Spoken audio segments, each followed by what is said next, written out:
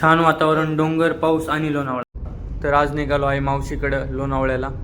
मग बाहेरच दादाला भेटलो. तिकडनंच टू व्हीलरवर आम्ही बाहेर फिरायला निघालो. मग दादानी मला डॅमजवळ नेलं. डॅमजवळ इतकं मस्त वातावरण होतं की निघूशी वाटत नव्हतं, पण घरनं फोन येत होते. मग निघता निघता एक सेल्फी घेतला आणि आलो मार्केटमध्ये. मार्केटमधनं आम्हाला मिठाई घ्यायची होती.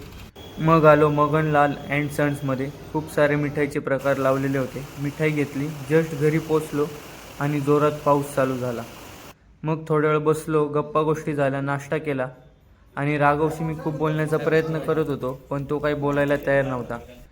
टी व्ही, त्याचं यूट्यूब आणि ती गाडी तेवढ्यातच मग्न होता. शेवटी मी त्याला गाडीमध्ये फिरायला नेलं.